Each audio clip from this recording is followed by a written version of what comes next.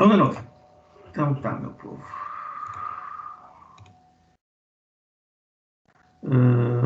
Então vamos fazer uma pequena revisão, tá? Então, como eu estava começando nosso ciclo para revisar de ontem, né? Dividido em sístole e diástole. Sístole é a contração. Então, essa parte de baixo aqui, esses dois coraçõezinhos vão mostrar a contração. Esses dois aqui, as fases da diástole ou relaxamento cardíaco. A primeira das fases de contração, da sístole, é a contração isovolúmica, que o nome já está dizendo que é um período de contração em que o coração vai contraindo, né? Com o mesmo volume, aproximadamente 120 ml em cada uma das câmaras ventriculares. Tá? Isso em humanos. Tanto que chega a potencialização, ele começa a contrair, e logo que começa a contrair, quando aperta um pouquinho, já começa a contrair, provoca elevação da coluna de sangue, né? E o fechamento das válvulas atrioventriculares com a produção de um som audível, que é a primeira bulha cardíaca. Tá? A contração isvolúmica, então, se continua, né? Quando fecha a válvula, é um momento de marcação ali, que é o início da sístole, né? Esse é o momento que marca o início da sístole. Então, a sístole se começa nesse momento e o que é? A contração continua, vai contraindo, aumentando a pressão interna dentro dos ventrículos, até que ele consiga provocar a abertura das válvulas semilunares. Essa abertura das válvulas se dá mais ou menos com 80 milímetros de Hg de pressão no lado esquerdo, né? Ou seja, na válvula semilunar aórtica. Tá? No lado direito é 8, mas a gente não consegue verificar isso aqui tão fácil. Bueno, então ocorre a ejeção do sangue, tá? E para começar a ejetar, né, na ejeção, a gente ainda está na sístole, ainda estamos no período de contração, só que uma contração não é mais com o mesmo volume, porque está sendo ejetado, então por isso que não vamos mais chamar de contração isovolúmica. Então apenas ejeção, mas ainda está ocorrendo a contração. E é necessário que ocorra essa contração porque o volume de sangue consiga sair pelas grandes artérias, o tronco das pulmonares, né, e a artéria aorta. Mais ou menos uns 70 ml são injetados nessa ejeção, né, um tempo de aproximadamente uns 0,3 segundos. E quando passa esse tempo, né, passa o platô, começa então o relaxamento dos ventrículos. E o que acontece? Para ejetar todo esse sangue, essa pressão necessária, né, para ejetar esses 70 ml, fica na casa mais ou menos 120 mm de Hg. E esse 120 mm de Hg é aquela pressão dentro do vaso que a gente vai sentir o pulso. Tá? Quando começa a relaxar, tende o sangue a retornar. Quando tende a retornar, ele vai bater nos folhetozinhos que estavam abertos e vai provocar o seu fechamento. Então, fecha as válvulas, aqui ó, fecha as válvulas semilunares no início da diástole, provocando mais um som, que é a segunda bulha cardíaca. Tá? Percebam que durante toda a sístole nós estávamos recebendo sangue proveniente do retorno venoso, desde lá da contração volúmica, ejeção, né? Vai voltando sangue, as válvulas estão fechadas, as atrioventriculares, e esse sangue vai se acumulando nos átrios, vai se permanecendo nos átrios, e quando começa então a diástole, o relaxamento, né, ocorre o fechamento AB2, e a primeira fase da diástole é o relaxamento isovolúmico, que ao contrário do que acontece na contração, né, ele vai relaxando com o mesmo volume. A contração isvolúmica se dá mais ou menos com 120, aqui vai se dar mais ou menos com 50, né, que foi injetado 70. Não está aparecendo aqui, mas é mais ou menos isso. Tá? Então, aproximadamente uns 50 ml, se estiver em repouso, se estiver em atividade física menos, vão estar presentes aqui e começa a relaxar. Só que a pressão, quando iniciou o relaxamento isvolúmico, ou quando iniciou a diástole, é de 80 dentro dos ventrículos, porque a pressão de abertura é a mesma de fechamento. Então, tende o sangue a voltar, porque está relaxando e a pressão de ventrículos está caindo. Quando a pressão do ventrículo está caindo, tende o sangue a retornar e ele bate nos folhetozinhos e fecham as válvulas. Tá? Aproximadamente 80 aqui, que é a mesma pressão de abertura, e 8 aqui, que é a mesma pressão de abertura. Eu esqueci de comentar, mas a pressão de ejeção na pulmonar é de 20 milímetros de Hg. Né? E aqui já tinha falado, na artéria aorta 120. Tá? Então ele vai relaxando os ventrículos, diminuindo a sua pressão arterial, diminuindo a sua pressão dentro dos ventrículos, até que a pressão dos ventrículos esteja menor, imediatamente menor, a pressão que está acontecendo dentro dos átrios, porque o sangue está acumulado lá e fazendo pressão contra as válvulas atrioventriculares. Quando essa pressão dentro dos átrios ficou imediatamente maior que a dos ventrículos, vai se dar mais ou menos entre 6 a 8 milímetros de Hg. Então estava lá em 80, vem caindo 70, 60, 50, 40, 10, 9, 8, 7, abre as válvulas mais ou menos por aí, e esse sangue então despenca, certo? Bom, quando abrem as válvulas, o sangue cai para ventrículos, não é mais isovolúmico. Não é mais isovolúmico, porque o volume alterou. Vem um volume para ventrículo, então é a próxima fase, chamada enchimento. Certo? Esse enchimento é dividido em enchimento rápido, que é logo que abre a válvula e despenca o sangue, né?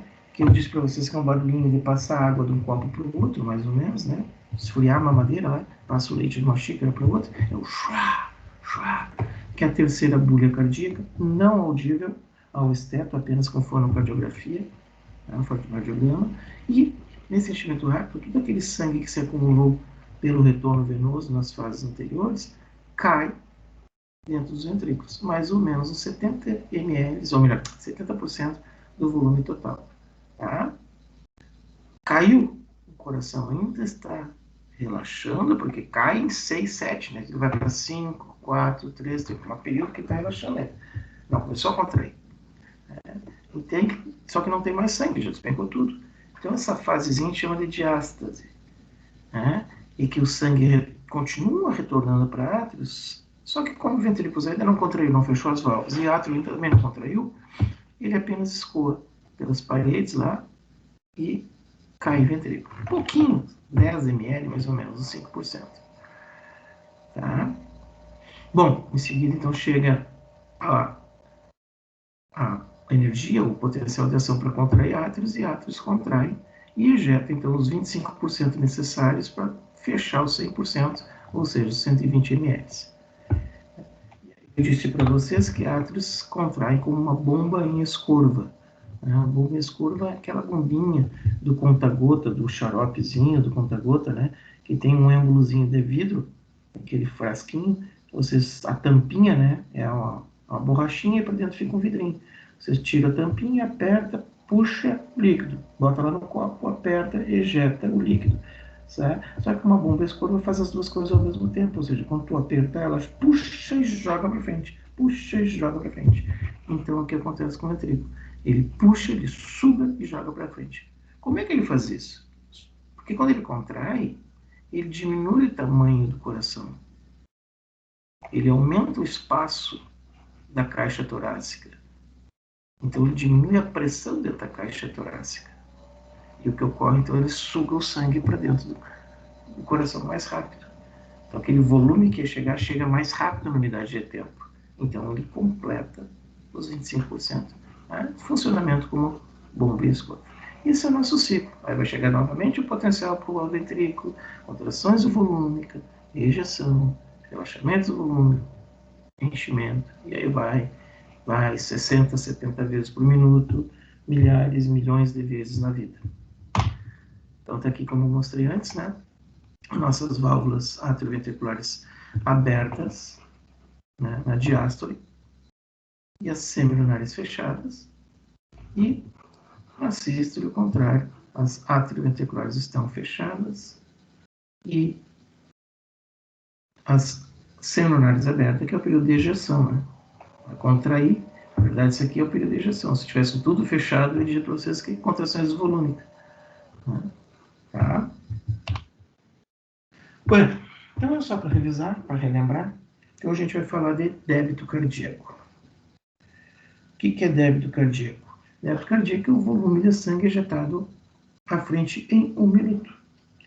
Né? Eu falei agora há pouco no ciclo que mais ou menos 70 ml são injetados a cada bombeamento, ou melhor, a cada ciclo cardíaco, né, por cada um dos vasos que saem do coração. A artéria aorta e a artéria pulmonar. Mais ou menos 70. Em média, a gente tem uns 70 batimentos por minuto. Né? Mais ou menos uns 70, 75 batimentos por minuto. Né? E aí, se nós contarmos esse tempo com o volume de ejeção, nós vamos ver que o débito cardíaco, né, é o número, frequência, né, pelo volume. Então, a frequência do batimento, a quantidade de vezes que foi injetado, aqui 75, né, e o volume, 70 ml. Tá? Mais uma vez, isso aqui é biologia, não é matemática, vocês vão encontrar livro dizendo que é 70 por 70, vai encontrar 72 por 70, sei lá. Tá? É média, pode ser que eu ejete 68 e outra pessoa 67 ml. É média. Então, uma média, em média, mais ou menos a cada minuto, 5 litros de sangue são ejetados pelo coração. Então, a cada minuto, 5 litros de sangue passam pelo coração de vocês. Uma pessoa aí com 50 quilos, 60 quilos, digamos, né? Um peso médio aí da população, 60 a 65 quilos, 6 vezes 8, 48. Uma pessoa com 60 quilos tem 4,8 litros, não, 4,8 litros circulante, 5 litros circulante, né? Então, a pessoa, em média, a cada minuto, minuto e meio, todo o sangue circulante faz uma volta completa pelo coração, em média. Aqui, tá? Débito cardíaco, né? Débito cardíaco é a frequência cardíaca pelo volume, que nos dá mais ou menos uma quantidade de sangue de 5 litros por minuto. Quais são os efeitos desse débito cardíaco sobre a pressão arterial, sobre a PA? Lembrando que eu falei para vocês que a pressão de ejeção, né, que é verificada, quando a gente faz aquela verificação, e vocês nunca tirem a pressão de ninguém, tá, gente? Senão vocês matam. Medir também fica difícil de medir, tá? Não temos treino para isso. Então a gente verifica. Eu vou tirar a pressão, não faz isso que vocês vão matar alguém. Então você tira a pressão da pessoa, vai ficar despressurizada. Então o efeito do débito cardíaco na pressão arterial, tá? Volume sanguíneo, né? Então, gente, se o volume sanguíneo, que a gente vai chamar aqui de retorno venoso, né, diminuir, vai diminuir o débito, vai diminuir a pressão. Ou seja, chegando... Deixa eu ver se eu posso falar isso. Eu vou para chegar aqui primeiro.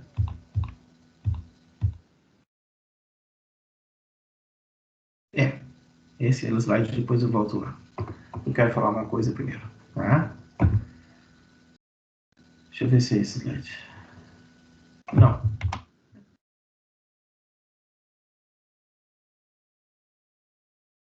Eu volto. Tá? Bom, tem para ajudar a gente nessa como é que dizia lá? Efeito do débito cardíaco na pressão, para ajudar nós a entender isso aí. Vamos falar um pouquinho aqui. Eu gosto de falar isso aqui meio junto. Quando a gente está em aula presencial, eu abro um programinha e vou mostrando o programinha numa parede e o slide na outra. Aqui a gente não tem essa condição, né? Bueno, então, gente, esse slide que mostra para vocês, né, que existe um controle, né, controle da atividade cardíaca e controle intrínseco. A gente tem controle da atividade cardíaca intrínseco, que é aquele próprio controle do coração. Quer dizer, ele se controla sozinho, ninguém precisa atuar sobre ele.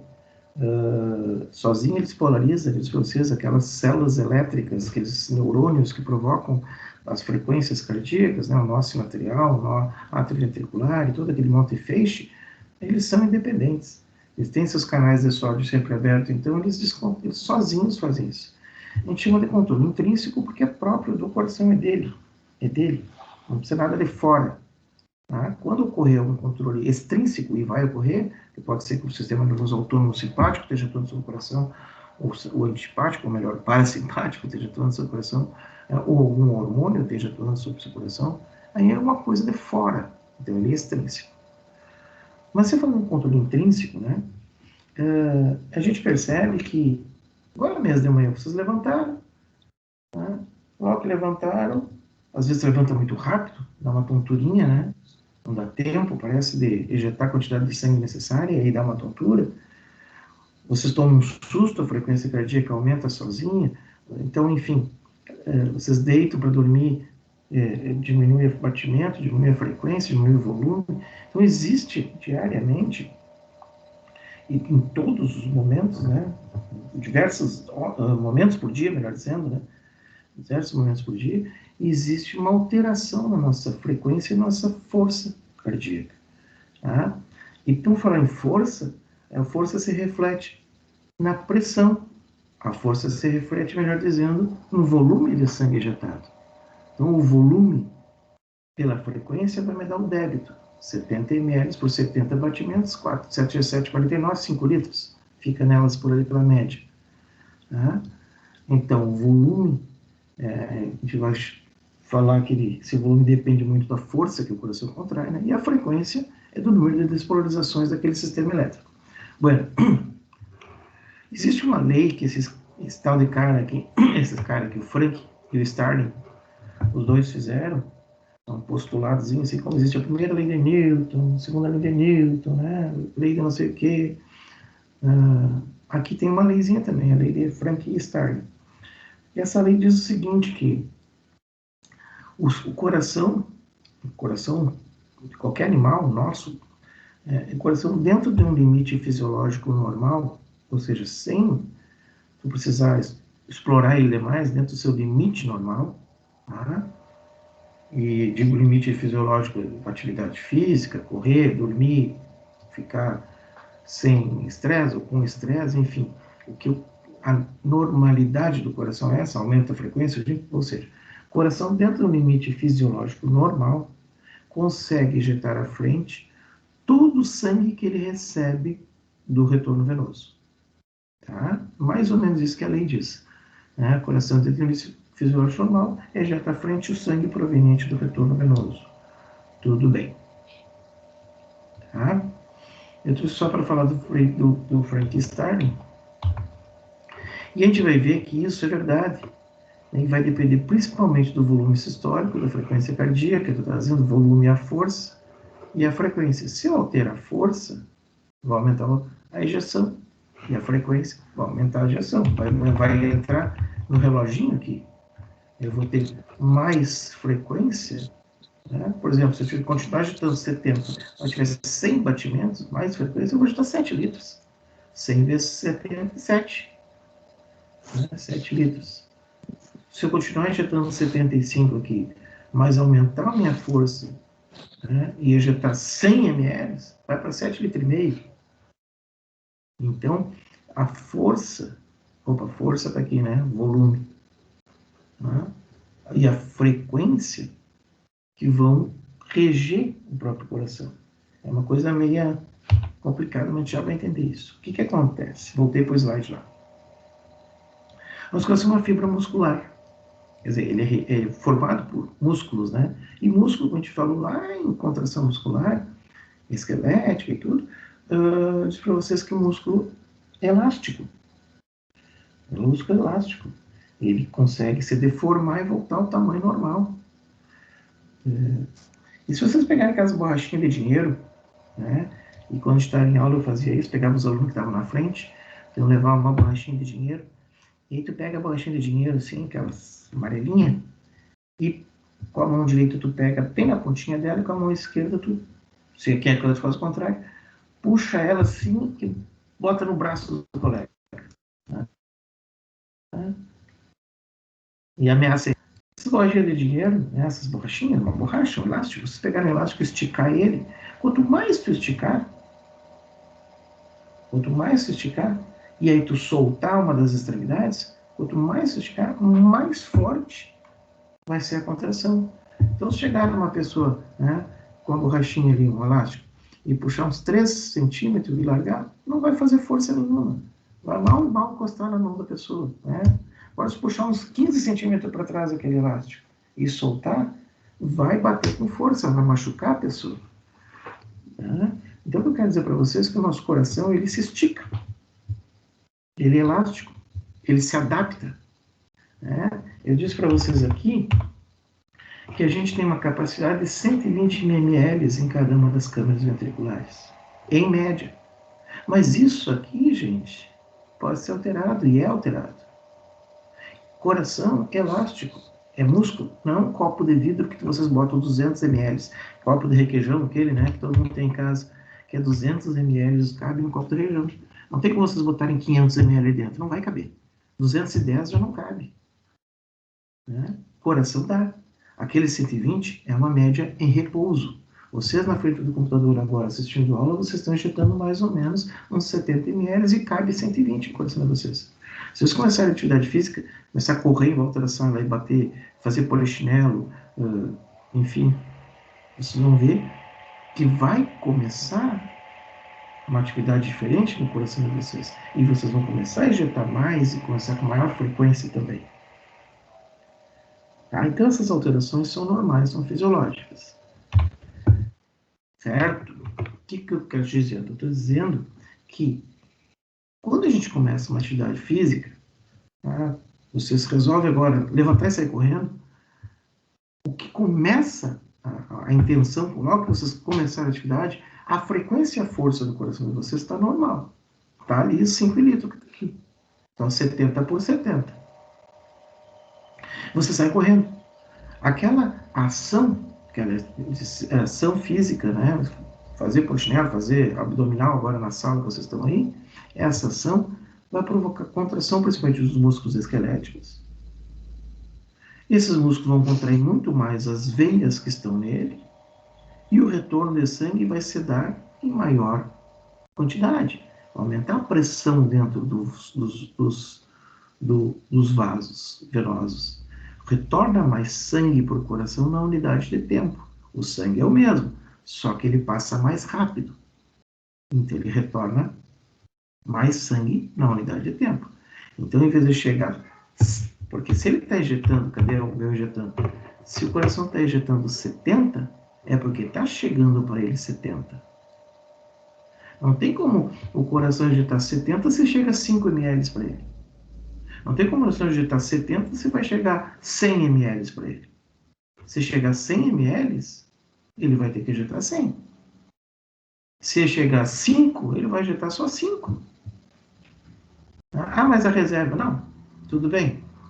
Vai injetar aquela reserva ali. Mas se tu tiver com uma hemorragia, daqui a pouco você foi a reserva e começa a chegar a 5, vai injetar só 5. O que eu quero dizer para vocês? Que isso aqui é uma câmera elástica. E quem rege essa câmera elástica, os ventrículos, principalmente, quem rege o coração, é o sangue que chega para o coração.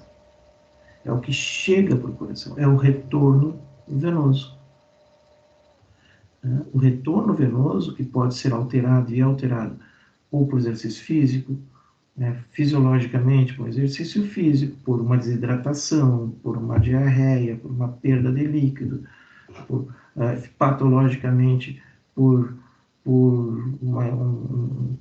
uma hemorragia, enfim. Tá? Diversos motivos que a gente viu lá em volemia, que altera o volume sanguíneo, né? Então, esse volume sanguíneo, que é alterado no organismo, vai chegar para o coração. E é isso que a gente chama de retorno venoso. Esse retorno venoso que controla toda a atividade cardíaca. Como assim? Não estou entendendo. Se chegar mais sangue proveniente do retorno venoso, chegar mais sangue para o coração, as fibras musculares vão se distender mais. É o elástico, é o borrachinho que eu disse para vocês, vai esticar mais. E quanto mais estica essa fibra muscular, maior é a força com que ele contrai. Né? Como eu disse, você estica 3 centímetros ali daquela borrachinha, ele vai soltar a borrachinha, praticamente não dói a mão da pessoa, ele não vai nem encostar. Agora puxa uns 20 centímetros para trás aquele elástico e solta. Vai dar um laçaço, né? Vai bater com força na mão. Vai machucar. E é o que acontece aqui. Se eu esticar mais a fibra muscular cardíaca, a contração vai ser mais voraz, a contração vai ser maior. Então, quanto mais sangue chegar para o coração, maior é a capacidade dele se dilatar e maior a capacidade dele contrair e ejetar esse volume que chegou. Ele está chegando 70, ele está ejetando 70. É um circuito fechado. Se por acaso ele iniciar exercício físico, contração de baço, contração de fígado, maior volume venoso vindo pelas veias, pela contração muscular, vai chegar então para o coração uns 100, 110, 120 ml. E como diz a lei do cara aquele lá, dos dois amigos, o Frank e o Starling, o coração dentro dos fisiológicos normais consegue ejetar à frente todo o sangue que ele recebe. Todo o sangue proveniente do retorno venoso. Dentro de limites fisiológicos normais. Agora, se pegar uma bomba, uma mangueira, encher ali, vai chegar uma hora para estourar esse coração, né? Ele tem um limite, certo? Mais que isso não aguenta. Só que ele é variável. Está injetando agora 70. Mas eu posso, então, comecei a exercício físico, vai chegar a 110. E ele vai dilatar para 110. Ele vai esticar aquele volume que chegou a mais. Cabia 120, né? Injetou 70, quer dizer, se começar a chegar a 110 é 40 a mais. Então está cabendo 160 agora aqui. Ele pode caber 200, ele pode caber 250. Então tem uma capacidade de se esticar mais essa fibra e receber mais sangue. E quanto mais se estica, né, mais contrai. E o contrário também. Se de uma hora para outra, em vez de 70, chegou 60, aconteceu qualquer coisinha no meio do caminho aí que chegou 60, ele não vai injetar 70. Ele vai injetar aquilo que chega para ele. Chega a 60, a fibra muscular não se estica tanto, em contrapartida, o reflexo que essa fibra vai ter para contrair é menor. Vai contrair com menos força. Vai injetar 60. E vai injetar 60 até que alguma coisa aconteça para normalizar isso aí. E se acontecer. Certo? Entenderam? Então, o que eu quero dizer para vocês aqui esse aqui, é isso. O efeito do retorno venoso, né, que vai alterar o débito cardíaco. O débito cardíaco, o que é o débito cardíaco? É o volume de sangue ejetado, né? Então, o que ocorre? Chegando menos sangue proveniente do retorno venoso, menor é o débito. Se chega menos sangue, ejeta menos. A frequência pode continuar a mesma, 70 lá.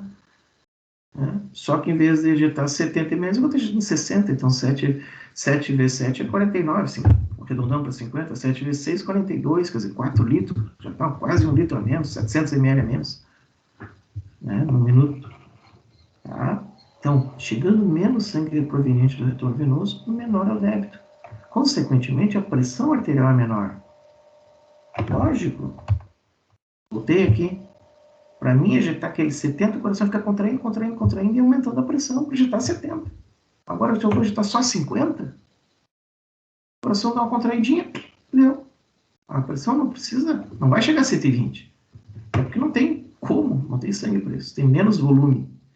Então, a pressão não vai chegar nisso. Vai ficar com a hipotensão. A mesma coisa, chegar a 200, ele vai ejetar 200. Só que para ejetar 200, a força é muito maior. A pressão sentida no vaso é muito maior. E a pressão aqui não vai ser 120. Vai ser lá 180, 200 e pouco. Entenderam? Então, o retorno venoso, ou seja, a quantidade de sangue que chega para o coração, que vai provocar alterações no débito e na pressão arterial. Se a hora chega menos sangue proveniente do retorno venoso, menor é o débito. consequentemente, menor a pressão. Se a hora chegar mais sangue proveniente do retorno venoso, maior é o débito, porque chegou mais volume, ele vai contrair com mais força para injetar esse volume, falando só em volume, não falamos ainda em frequência, né? Só em volume. Aumenta a pressão arterial. Aqui tem um coração a 140 a pressão, né? Esse cara está um pouquinho hipertensozinho, está chegando mais sangue para ele, possivelmente. Está contraindo com mais força. Certo? Então, está aqui. Né? Bueno, aí vocês tomaram um susto, levantaram da cama e vocês estão com esse problema, né? Vocês estão com uma atividade. Aquele slide lá realmente estava fora da ordem, porque eu queria ele aqui, fui procurar agora, eu vi que esse aqui estava precisando daquele lá, mas tudo bem, eu já falei daquele, né? Que era o mecanismo intrínseco. E aqui nós vamos estar falando do que ele tem fora do coração, né? O simpático e o parasimpático. Lembra que o nervo vagal desce um par craniano do parasimpático, né? E o simpático, o sistema nervoso simpático, aqui com seus nervos intervertebrais, né, que emergem da medula espinhal ali. Bueno, como a gente já falou em sistema nervoso autônomo, o parasimpático tem uma ação de diminuir a atividade fisiológica da maioria dos nossos tecidos e órgãos. E o simpático tem uma ação de estimular a maioria dos nossos tecidos e órgãos. Tá? Por que não total? Porque o sistema digestório é o contrário. Tudo aumenta com o simpático, menos o digestório que diminui. Tudo diminui com o parasimpático, menos o digestório que aumenta. Tá? Então, se nós tivermos uma estimulação parasimpática através do 10º par craniano no coração, nós vamos provocar uma diminuição da frequência, tá? Uma diminuição do débito cardíaco e, consequentemente, uma diminuição da pressão arterial. Então, quando o parasimpático atua sobre o coração, nós diminuímos o débito e a pressão arterial. O contrário é verdadeiro, né?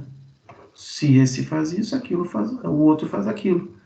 Então, o parasimpático diminui, o simpático estimula.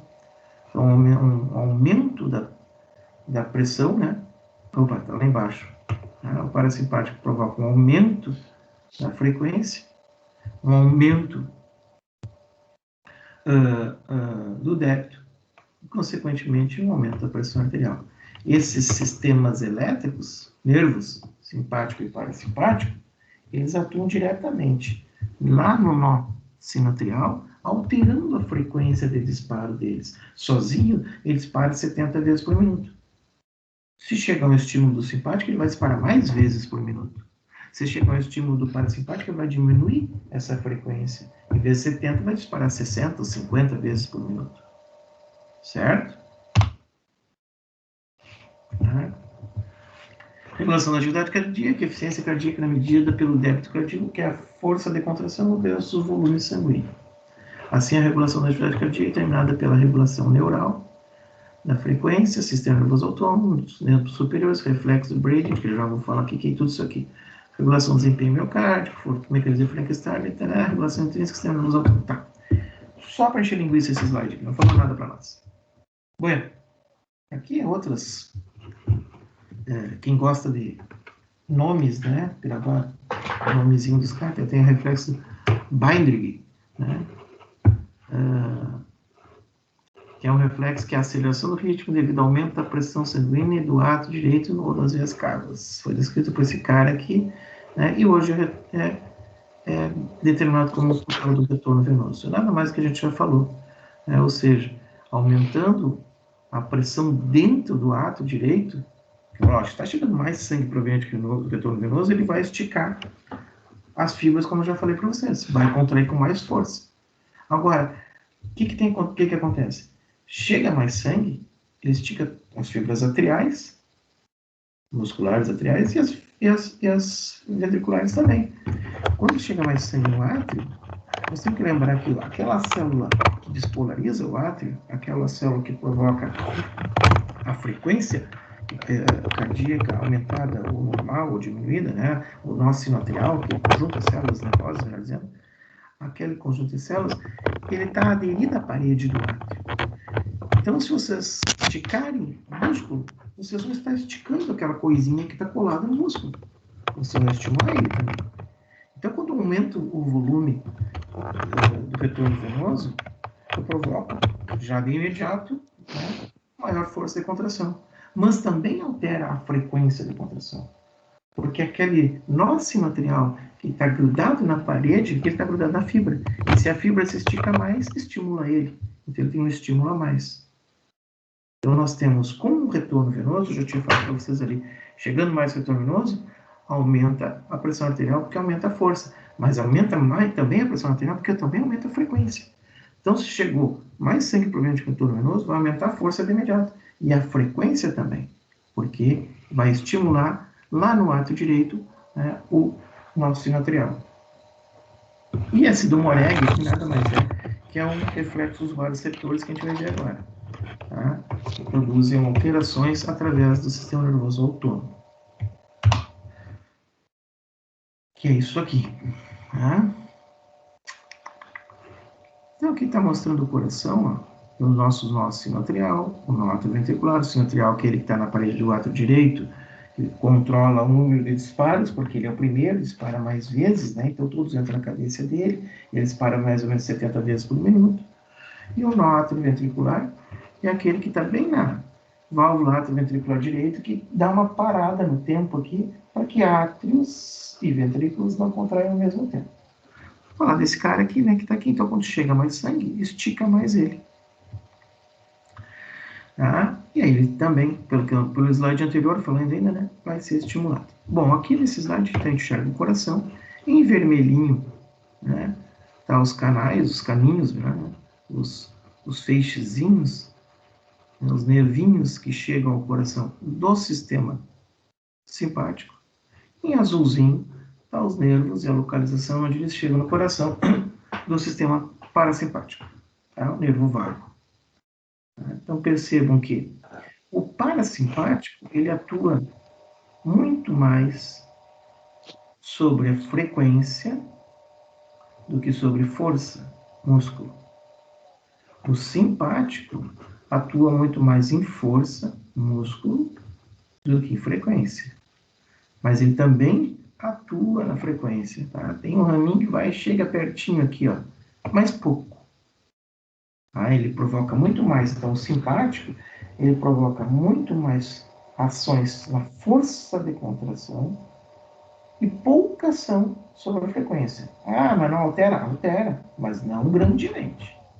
E o parasimpático provoca muita ação na frequência cardíaca e quase nada na força. A força não mexe, só na frequência, o parasimpático. Então diz para aqui, né, que os dois possuem ramos para o coração, do lado direito e esquerdo. Ambos apresentam o cronoinotropismo negativo, e seguido o parasimpático, né? Inotropismo negativo, crono é frequência e ino é força, tá, gente? Então, só mostrando o que eu já falei, o ramo direito está localizado no nosso sinusal, o esquerdo próximo ao ato ventricular, então aqui estou falando do parasimpático. O simpático também possui dois ramos, né? Tá? Ambos apresentam crono e inotropismo positivos. Crono, frequência, ino, força, positivo, aumento, né? Aqui é negativo, tá? Aqui é para mostrar para vocês. Tá? Se você só ler, vai achar que é a mesma coisa, né? Não. Na verdade, o parasimpático afeta muito mais frequência e quase que nada em força. A força da contração vai ser pouco modulada ou quase que nada pelo parasimpático. Teoricamente, sim. Na prática, a gente vê que não. Tá? Consegue controlar o coração de uma maneira que a gente utiliza, a gente sem querer, o sistema nervoso autônomo, porque ele é sem querer, né? Nós não controlamos ele, ele é autônomo, esse sistema nervoso autônomo controla o coração, aumentando e diminuindo a frequência, quando necessário, Tá? Aqui, ó, tá mostrando para vocês, por exemplo, uma infusão venosa, né? Bota lá, liga um tubo na pessoa, faz ela receber uma infusão de ringue ou de sangue mesmo, sei lá, né? E essa infusão nada mais é que aumentar o retorno de sangue para o coração. Tem mais sangue circulando, mais sangue chegando para o coração, aumenta o retorno venoso. Então, o que isso vai chegar no coração, ó, né? Vai aumentar a pressão do ato direito. Essa pressão do ato direito vai estimular mais receptores lá do átrio, do nosso sinoatrial, né? E esses receptores vão provocar um aumento da frequência cardíaca. Tá? A pressão aumentada do lado direito, né, aumenta o débito cardíaco por causa que aumentou a pressão, né? Provoca aumento então da pressão, aumenta o débito, aumentou a frequência, desculpe. Se aumentou a frequência, aumenta o débito e aumenta a pressão arterial. Tá? Então, aqui tem um maisinho e um menusinho, né? Então, a gente vai ver que a gente tem ações para que aumente e diminui, que vai ser mediado pelo simpático e parasimpático. Acho que está no slide próximo. Não, aqui é só mostrando o coração. Então, o ápice, que a gente já viu tudo, e aquele que a gente tinha falado, o mecanismo de Frankenstein, tá? Que eu queria esse slide lá na frente, não sei o que ele está fazendo aqui. Tá? Esse mecanismo de Frankenstein, que é a lei do cara, né? Que faz que o coração, dentro de limites fisiológicos normais, consegue injetar à frente todo o sangue proveniente do retorno venoso. E aqui ele está mostrando para nós que esse sangue que chega mais, o retorno venoso chegando para ele, ele vai alterar força e frequência, né? E aqui o que a gente acabou de falar, né? Que o controle também é controlado de uma maneira extrínseca, mediado pelo parasimpático, pelo simpático ou parasimpático. Então, também vai ser aumentado ou diminuído. Aqui vai ser aumentado ou diminuído, chegar mais sangue, aumenta. Chegar menos sangue, diminui. Aqui se aumenta quando o simpático é estimulado e diminui quando o parasimpático é estimulado. O extrínseco. Tá? Aqui está apenas para a gente visualizar. O coração está no meio, do lado esquerdo parasimpático, do lado direito simpático, só termos didáticos, tá, gente? Lógico que não é assim.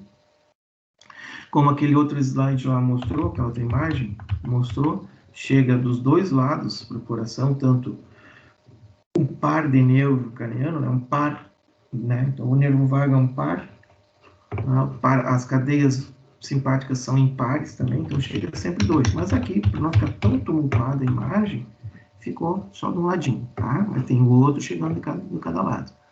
Mais uma, tá?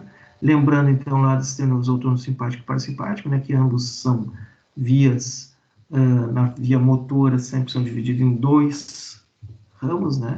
Um pré-ganglionário e um pós-ganglionário. Não vamos se ater a isso que a gente já falou, tá? Então, tem um gângliozinho, sinapse.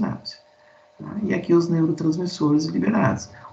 O parasimpático acaba por liberar acetilcolina, tá? No nosso sinoatrial nota ventricular, acetilcolina. O simpático libera noradrenalina no nódo sinoatrial e atriocular e na fibra muscular cardíaca. Tá? Então, o parasimpático diminui a atividade, o simpático aumenta a atividade, o parasimpático atua muito mais em frequência, o simpático atua na frequência e na força, músculo. Tá? O parasimpático provoca vasodilatação. Se fizer uma vasodilatação, o volume de sangue que vai chegar ao coração é menor, chega mais devagar, o fluxo diminui, está dilatado, vai mais lento. Se chega menos lento, se chega menos rápido, né? Chega lento, chega menos sangue na unidade de tempo, então diminui o retorno venoso. Então, uma vasodilatação diminui o retorno venoso. Já o simpático, a noradrenalina, provoca vasoconstrição. Vasoconstrição, né, aumenta a pressão dentro do tubo, sai com mais força. Como assim? Eu nunca consigo entender isso. Vocês já devem ter brincado com mangueira, nem que seja para dar banho no colega, no amigo, no irmão, no vizinho, lavar da grama, uma lavada da bicicleta, lavar do carro. Quando aperta o dedo na mangueira lá do jardim, abre a torneira lá, enche d'água lá na ponta, tu bota o dedo, tu vê que esguicha com mais força. Porque tu fez uma vasoconstrição, tu apertou o tubo. Então, vasoconstrição aumenta a força, aumenta a pressão, chega mais rápido, aumenta o retorno venoso. Vasodilatação, o contrário, diminuir a velocidade, diminuir a pressão da tua vaso. Se tem menos pressão, vai mais devagar, chega mais lento, chega menos sangue, diminui o retorno venoso. Tá? E ainda o simpático provoca lá na adrenal a liberação do hormônio adrenalina e da noradrenalina, né? Todo que é secretado na adrenal, né? Quase tudo é adrenalina, né? Que está aqui como E, de epinefrina, né? E o restante também noradrenalina ou norepinefrina. Tá? Lembrando que a adrenal é a única que consegue transformar a nor em A, né? A noradrenalina em adrenalina. Ela faz mais uma quebra na nor, uma metilação e provoca a transformação de noradrenalina em adrenalina. Tá? Porque a medula da adrenal ela é formada por neurônios primitivos, né? Que devem ter a origem desse tecido foram neurônios do simpático. Eles conseguem fazer essa quebra. É o único lugar que tem essa quebra. Eles ejetam na circulação os hormônios, né? Então, um hormônio na circulação, a adrenalina, e um pouquinho, que não conseguiu fazer a quebra ainda, que não deu tempo, é noradrenalina. Tá? Esses hormônios têm ações semelhantes à mesma da noradrenalina sobre o coração, ou seja, vão atuar com tanta força, frequência e força aqui, frequência, e também nos vasos sanguíneos, também fazendo mais vasoconstrição ainda. Então, o mecanismo simpático faz muito mais bagunça do que o mecanismo do parasimpático. A bagunça aqui é bem. De novo esse slide. Botei aqui para relembrar alguma coisa, mas se eu precisar lembrar, então eu volto nele. Eu tinha falado, foi lá para trás. De novo? Não sei o que houve aqui, acho que ele duplicou uns slides, por isso que eu estava perdido. Vamos, slide também, aqui também. Uma coisa aqui. Duplicou, tem 63 esses aqui. Lá estão eles de novo.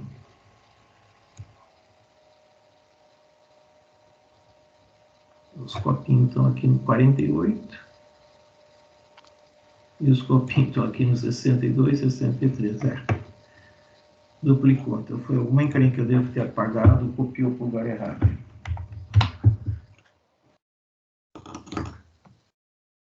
Bueno, já que a gente vai.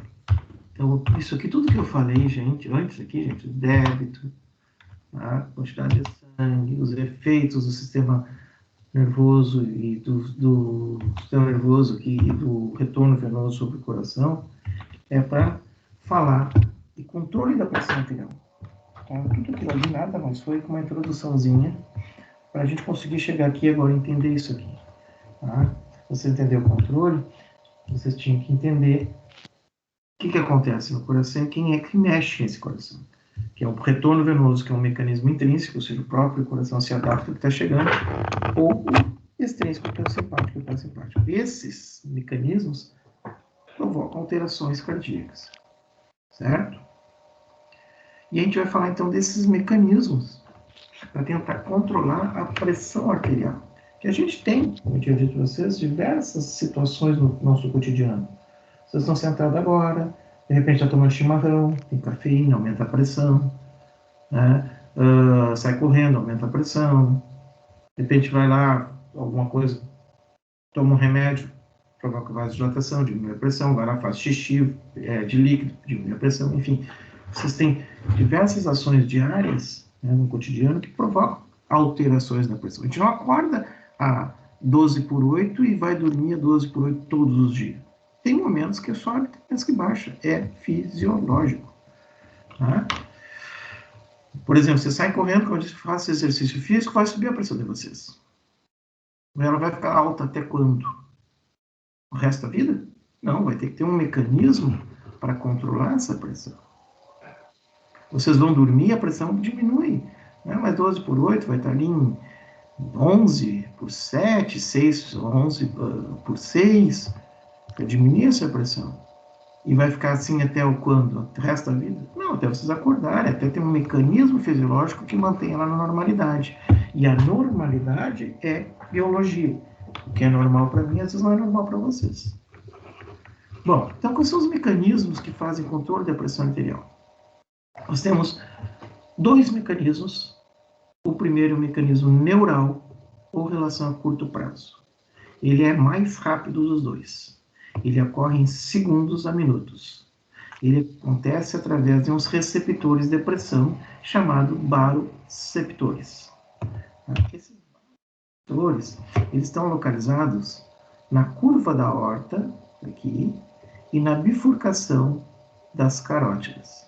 Tá? Então, nessa região da bifurcação das carótidas e na curva da aorta, nós temos baroreceptores. Aqui também tem quimioreceptores, que nós vamos falar semestre que vem, nessa região, na mesma região dos baros, tem químio.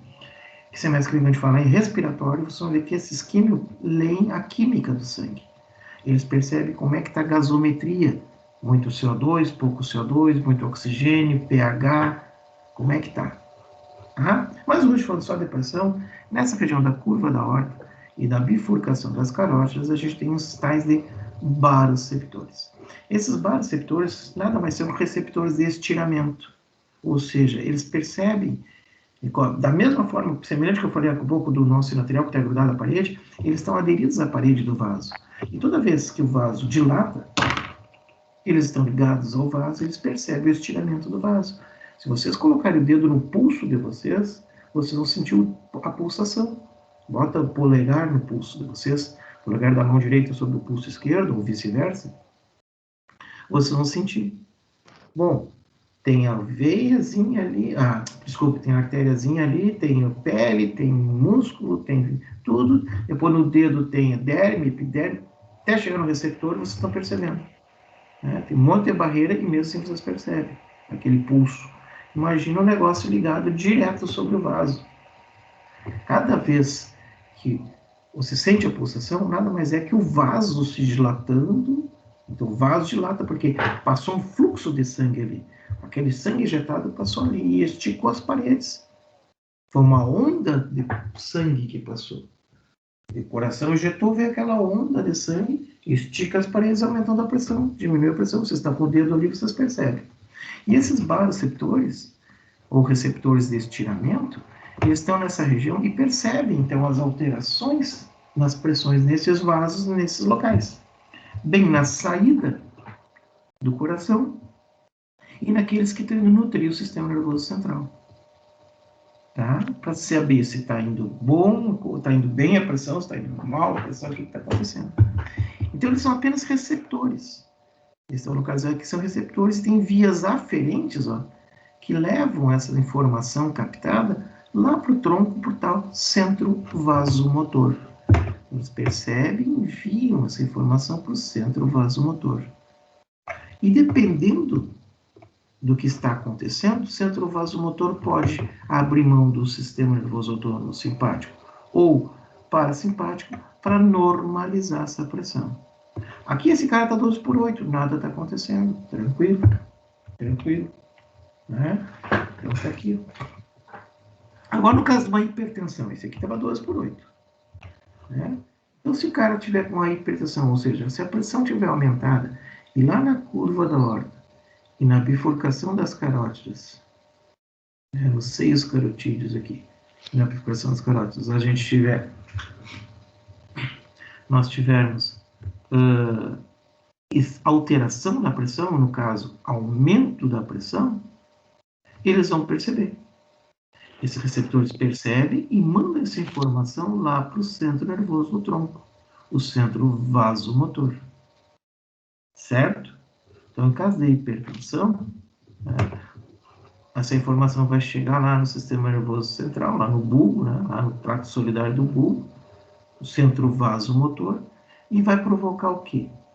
Se a pressão está alta, quem é que baixa a pressão? Simpático ou parasimpático? Vamos de volta. O simpático eleva a pressão. O parasimpático diminui a pressão. E se eu estou com hipertensão, quem é que eu tenho que fazer funcionar então? Então esse centro nervoso, esse centro vasomotor, vai estimular ações do sistema nervoso simpático e inibir aquelas ações do parasimpático, que lembra que o parasimpático e o simpático trabalham com uma gangorra, né? Quando um está atuando, o outro é inibido e vice-versa.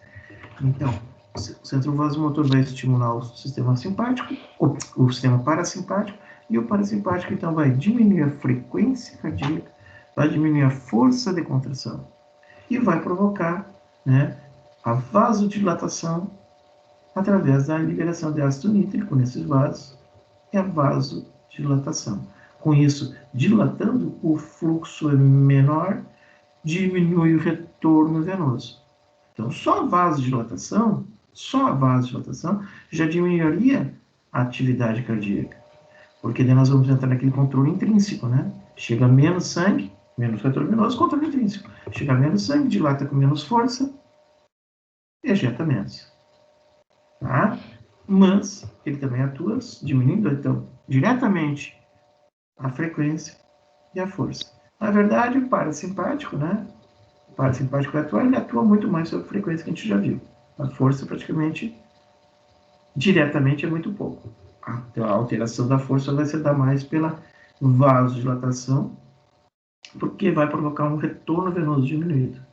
E aí, então, a gente consegue manter esses níveis normais novamente. Tá? Então, ó, resumo do que eu falei, ó, tá lá em 160, 150, né? 150, acima de 140, abaixo de 150. Tá com a pressão aumentada. Então, os baroreceptores, né?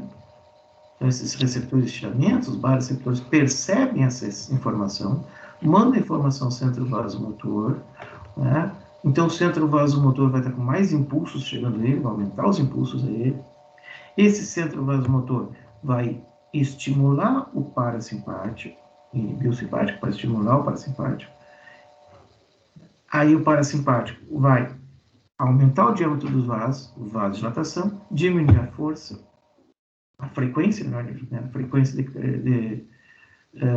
aliás, aumentar o diâmetro e diminuir a força, né, que está certo, mas não mostra aqui a atividade direta sobre coisa que mostrava aqui, ó, esse aqui está faltando ali, né, tá? Isso já faz com que diminua o débito cardíaco, e o débito é o reflexo da pressão arterial. Quanto maior o débito, maior a pressão, quanto menor o débito, menor a pressão. Então, se diminui o débito, diminui a pressão. Diminui até quando? Até os níveis normais. Ah, professor, mas não pode acontecer de estar lá em 150 e o parasimpático começar a atuar, e a pessoa começar a cair. Podia. Por que não acontece? Não acontece porque a hora que baixar dos 120, que o teu centro vasomotor para ti julga que é normal, se passar dos 120 que o teu centro vasomotor julga que para ti é normal, para cima, ele vai atuar estimulando o parasimpático. Agora, se está o parasimpático atuando, ele vai baixando.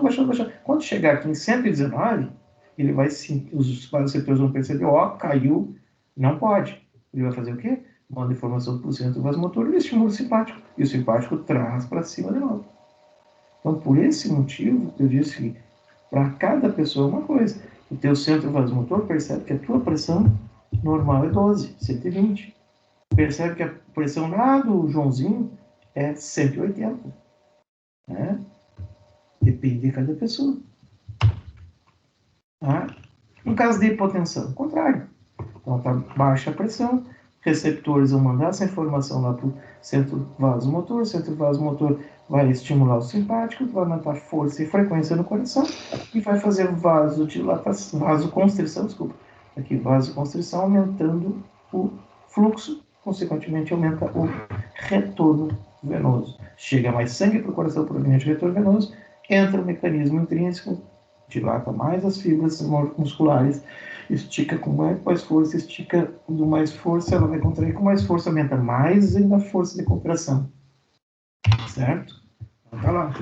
Se eu tiver então uma causa de hipotensão, que tá esse cara que tem 90, ó, os baroreceptores vão perceber, vão estimular então o centro vasomotor, né, vai mandar menos estímulos para o centro vasomotor, menos disparo chegando, ele vai perceber isso, aumenta a atividade simpática, o que provoca a vasoconstrição, aumenta a força, aumenta o débito e a pressão volta a níveis normais novamente. Por que não sobe? Porque se passar daqui, o centro vasomotor vai perceber e vai mandar o parasimpático começar a atuar. E vai ficar aqui sempre. Sempre fica na equalização. Certo? Bom, então eu disse para vocês ó, que esse mecanismo neural, ele atua rápido, ele é eficaz, ele controla, e ele funciona muito bem nesse mecanismo dos baroreceptores. É isso aí. O mecanismo neural, ele é rapidinho, coisa de, no máximo em 2 minutos, gente, ele consegue dobrar a pressão arterial de vocês ou diminuir a metade. Então, se vocês estiverem lá com pressão de 6, no máximo 2, 3 minutos, ele joga para 12. Ah, mas eu estou com pressão 5, ele joga para 10. É o máximo, ele consegue dobrar. Tá? E consegue diminuir a metade. Vocês estão lá em 230, 260, 260 de pressão, ele consegue jogar metade, consegue jogar para 130. Ah, mas meu normal é 120, tá, mas já tá bem. Ele consegue fazer isso, dobrar ou jogar a metade a pressão arterial. Em 1, 2 a 3 máximo, ele consegue, bem rapidinho. Consegue e faz com muita eficácia, através da ação sobre o sistema parasimpático e simpático. Tá? O que acontece? Ele não é confiável a longo prazo. Ele se adapta. Como assim se adapta? A gente tem receptores que se adaptam, gente. Por exemplo, vocês estão com uma meia nos pés que aquela costura está incomodando, incomoda, né? Nem lembrava. Vocês não estavam sentindo a calça sobre a perna de vocês, agora vocês estão, o que eu falei. Né? Então, assim, vocês dormem à noite assistindo televisão, assistindo um filme romântico, aquela paz, tudo tranquilo, dorme. De uma hora para outra da propaganda, o volume está mais alto, o cara se acorda. Começa um filme de guerra, bum, explodiu uma bomba, o cara se acorda. Porque alterou aquela paz. Então, o receptor auditivo, ele entra em fase muito rápido. Tem um estímulo a mais sobre ele. Hein? Outra coisa que entra muito rápido, acho que o que mais entra mais rápido para a gente, é os receptores olfativos. Vocês chegam numa sala, que cheiro de mofo. 2, 3 minutos ali, não sente mais. Então, tem receptores que se adaptam muito rapidamente. E esses receptores se adaptam. Não tão rápido assim, né? Mas se adaptam. Como assim? Vamos ver o que tem aqui. Isso deixa para semana que vem. O que tem aqui? Essa parte é a melhor da aula agora. Como é que eles se adaptam? Eles se adaptam assim, ó. Você sabe por que é difícil parar de fumar? Espero que vocês não fumem, que nunca tenham fumado, né? Mas se alguém fuma e um dia resolver parar, vai ver que é difícil. Por que é difícil parar de fumar? Você, mas não tem vontade. O que acontece? Vou pegar um slide antes para ver isso aqui. Só para opa, por cima. Aqui, esse aqui, tá? Esse aqui fica bom. Ó, tu tá com a tua pressão 12/8, normal, bonitinho. Aí tu pensa assim, não tenho o que fazer, vou me intoxicar, vou matar meu corpo, vou pegar um cigarro. Daí tu pega o cigarro e começa a fumar. Bom, nicotina, alcatrão, veneno das lavouras, tudo isso atua aumentando a tua pressão arterial. E a tua pressão que estava em 12, com essa droga que tu ingeriu, vem para 150, 160, por aí. Ora, a pressão subiu, nós temos ação, né, o estímulo no centro, os baroreceptores percebem, manda estímulo para o centro vasomotor. Centro vasomotor, se a pressão está alta, vai fazer o quê? Vai fazer o nervo, o sistema nervoso autônomo parasimpático atuar, e o parasimpático libera a acetilcolina sobre o coração. Agora, uma coisa, é o nervo vago, o par craniano vago. Nós temos 12 pares de nervos cranianos, 11 estão na cabeça. Facial, hipoglosso, glossofaríngeo, oculomotor, motor ocular comum, que mais? E aí vai. São 11. O único par que desce, e aqui está nervando o coração, mas tem ramo para pulmão, tem ramo para rim, tem ramo para intestino, ou seja, ele se ramifica por tórax e abdômen, é o 10º. E uma vez estimulado esse 10º, ele vai estimular todo mundo. Então, a ação do parasimpático é global, assim como a ação do simpático. Mas aqui se reflete muito mais a ação vagal, e a gente diz a ação vagal é aquela que derruba mesmo. Porque uma descarga vagal diminui a frequência, força cardíaca, diminui a frequência respiratória, provoca vasodilatação, né? Provoca inibição de secreção de hormônios, provoca diminuição da atividade renal. Então, atua sobre todos os órgãos torácicos e abdominais. Então, o cara fuma, né? E é uma coisa meio ambígua, porque o cara fuma e está ingerindo nicotina, e aí aumenta a pressão. Só que quando aumenta a pressão, ele tem uma descarga vagal. Os baroreceptores percebem que a pressão aumentou, vai no centro vasomotor, e o centro vasomotor dentro do vago descarregar. E essa descarga vagal de acetilcolina no coração diminui a pressão arterial, mas a nível global te acalma. Por isso que a pessoa fuma. A pessoa está irritada, né? Ah, estou nervoso, estou irritado, vou fumar. Fuma. O cara vai fumar, vai gerar nicotina que aumenta mais a pressão, que irrita mais ainda, para quê? Justamente para ter um reflexo vagal e esse reflexo vagal acalmar ele. Provoca vasodilatação, provoca diminuição de atividades celulares, enfim, um monte de coisas acontecem com a descarga vagal. E a pessoa se acalma, a pessoa se tranquiliza. Por isso que a pessoa fuma, para se acalmar. Ué, aí você se acalma, fica naquele barato. Passou uma hora e meia. Ah, você não fica irritado, para e fuma. Mais uma descarga vagal. O receptor percebe, manda o centro vasomotor descarga vagal. Passa mais uma hora, a pessoa fuma, né? O receptor recebe, vai para o centro vasomotor manda a descarga vagal, volta a pressão normal. Mais uma hora, e assim vai. 20 vezes por dia, a carteira de cigarro tem 20 ou 40, se o cara fumar 2 por dia, acontece isso. Ele fuma, aumenta a pressão, o organismo controla. Fuma, aumenta a pressão, o organismo controla. Fuma, aumenta a pressão, o organismo controla. Fuma, aumenta a pressão parasimpática, atua e controla. E assim vai. Vai. Passa um mês, 2 meses, 3 meses, e aquele cigarro já está fraco. Por quê? Vocês estão estudando para a prova, toca o celular. Vocês vão lá ver 011. Atende, não tem ninguém. Sentou, toca o telefone. 011, atende, não tem ninguém. Sentou, toca o telefone. 011, atende, não tem ninguém. Na quinta vez, tu já desliga aquele, porque tu não aguenta mais, tu quer fazer a tua atividade. Tu desliga o telefone. E aqui acontece a mesma coisa. O cara fuma, sobe a pressão, centro vasomotor, baixa a pressão. Fuma, aumenta a pressão, centro vasomotor, baixa a pressão. Chega a hora que o centro vasomotor diz, não, peraí, a pressão desse cara não é 12, a pressão desse cara é 15.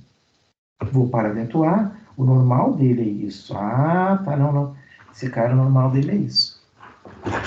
E mantém a 15. E aí o cara fuma e não estimula mais. O que ele faz? Compra um cigarro mais fortezinho.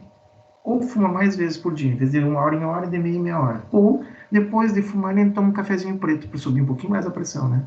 Mais uma cafeínazinha para ajudar. E essa pressão vai subindo. E gradativamente, por anos, essa pressão se acostuma, ele faz alguma coisa e a pressão sobe mais. Se acostuma, a pressão sobe mais. Tem pessoa que liga um cigarro no outro. Eu tenho conhecidos que ligam um cigarro no outro. Né? Graças a Deus tem pouco contato, justamente é fácil por causa do cigarro. Mas o cara literalmente liga um cigarro, apaga um, já está sendo o outro, porque não consegue ficar 2, 3 horas sem fumar. Tá, tudo bem. Aí ele foi no médico, o médico explicou, cara, tu vai morrer. Para que tu vai morrer. Para de fumar. E a pessoa se conscientiza e diz assim, vou parar de fumar. Aí hoje ele não fuma. Tá? Não vou me aguentar, amanhã não fuma. Daqui a pouco começa a acontecer o seguinte. O teu centro vasomotor acha que a tua pressão é 200, ou 180, ou 160, como está aqui, 150. Tá? Acha que a tua pressão, o nível é aqui. Tu não está mais fumando. Tu não tem mais aquele estímulo para manter a tua pressão aqui. E com o passar dos dias, como tu não está mais fazendo nada no sentido de manter essa pressão elevada, o médico te tirou cafezinho, tirou chocolate, tirou cigarro, tirou tudo. Bebida alcoólica, não toma nada. Aí o cara começa a pressão dele a cair. E a gente vê que quando a pressão cai do normal, e esse cara, o normal dele é 180, digamos, né? Vamos botar em 180 para ficar bonitinho aqui. A pressão é 180, ela veio para 150. Quando ela era 180, que era o normal desse cara, ela começa a cair, porque ele não está mais fumando, não está mais tomando café, não tá fazendo mais nada. E a pressão começa a cair. Quando a pressão começa a cair, o centro vasomotor é notificado pelos baroreceptores. Os baroreceptores, a pressão alterou aqui. Vê aí o que é. É normal ou não é? Daí o cara, não é normal, porque o normal desse cara é 180, ela veio para 150. Vamos fazer o seguinte, vamos aumentar para o normal. Vamos trazer ela para o normal. O teu sistema nervoso está achando que é normal lá porque tu fumou anos. E ela caiu. Ainda é elevada, mas caiu. O que ele faz? Agora, né? Ai, cadê aquele que eu queria? Não vai ter aqui?